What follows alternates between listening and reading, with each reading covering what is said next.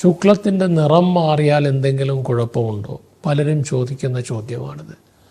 സാധാരണഗതിയിൽ ശുക്ലത്തിൻ്റെ നിറം എന്ന് പറയുന്നത് ഒരു വൈറ്റിഷ് ഗ്രേ, ഏകദേശം വെളുപ്പിനും ഗ്രേ ചാരനിറത്തിനും ഇടയ്ക്കുള്ള ഒരു കളറാണ്. അത് ചിലപ്പോൾ മഞ്ഞ നിറത്തിലേക്ക് മാറിയേക്കാം, ചുവപ്പ് നിറത്തിലേക്ക് മാറിയേക്കാം, ചുവപ്പിൻ്റെ മിക്സറായേക്കാം, ഇങ്ങനെ പലതും ഉണ്ട്. അപ്പോൾ ഈ ശുക്ലത്തിൻ്റെ നിറം മാറുന്നതിലും അല്പം കാരണങ്ങളുണ്ട്. പ്രത്യേകിച്ചും റെഡ് കളറിൽ ചുവപ്പിൻ്റെ അംശം ശുക്ലത്തിലുണ്ട്, അല്ലെങ്കിൽ ചുവന്ന നിറത്തിലാണ് ഇജാക്കുലേഷൻ നടക്കുന്നതെങ്കിൽ അതിന് ഹിമാറ്റോസ്പെർമിയ എന്നാണ് പറയുന്നത്.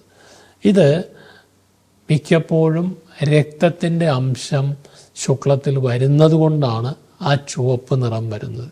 ഇനി രക്തത്തിൻ്റെ അംശം എന്തുകൊണ്ട് വരുന്നു? ഉദാഹരണത്തിനൊരു യൂറിറ്ററിൽ ഒരു സ്റ്റോൺ ഉള്ള ആളാണെങ്കിൽ ആ സ്റ്റോൺ പാസ് ചെയ്യുന്ന സമയത്ത് യൂറിറ്ററിനകത്ത് ചെറിയ ഇഞ്ചുറീസ്, മൈക്രോ ഇഞ്ചുറീസ് വന്നിട്ട് ആ ഇഞ്ചുറീസിൽ വന്ന രക്തമയം മൂത്രനാളിയിൽ പറ്റി പിടിച്ചിരിപ്പുണ്ടാവാം. അപ്പോൾ ആ ശുക്ലവിസർജനത്തിൻ്റെ സമയത്ത് ആ രക്തമയവുമായിട്ട് ചേർന്നിട്ടായിരിക്കാൻ ചുമന്ന നിറം കൊടുക്കുന്നത്. മറ്റൊന്ന്, പ്രോസ്റ്റേറ്റ് ഗ്രന്ഥിയിൽ ഇൻഫെക്ഷൻസ് ഉള്ളവർ, ട്യൂബർക്കുലോസിസ് ഉള്ളവർ, അല്ലെങ്കിൽ വലിയൊരു പ്രോസ്റ്റേറ്റ് അതിന് ഇഞ്ചുറി ഉള്ളവർ, ചില മരുന്നുകൾ കഴിക്കുന്നവർ, അങ്ങനെ പല രോഗങ്ങളുമുള്ളവരിൽ ഇൻഫെക്ഷൻ കാരണമോ ഇനി ചില ട്യൂമറുകൾ, ക്യാൻസർ, ഇങ്ങനെ പലതും ശുക്ലത്തിൽ ചുവന്ന നിറം കാണുന്നതിന് കാരണമാകാം. അതുകൊണ്ട് തന്നെ ശുക്ലത്തിൽ ചുവന്ന നിറം റിപ്പീറ്റഡായിട്ട് കണ്ടു കഴിഞ്ഞാൽ അത് വെച്ചുകൊണ്ടിരിക്കരുത്.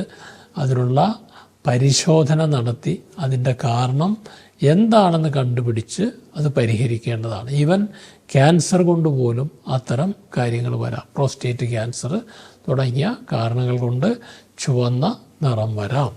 എന്തെങ്കിലും തരത്തിലുള്ള സെക്ഷുവലി ട്രാൻസ്മിറ്റഡ് ഇൻഫെക്ഷൻസും ഒരുപക്ഷെ കാരണമായേക്കാം. അപ്പോൾ എന്തു തന്നെയാണെങ്കിലും ഇത്തരം സന്ദർഭത്തിൽ ഡോക്ടറെ കാണുന്നത് തന്നെയാണ് ഉചിതം. മറ്റൊരു വിഷയവുമായി വീണ്ടും കാണാം. നന്ദി, നമസ്കാരം.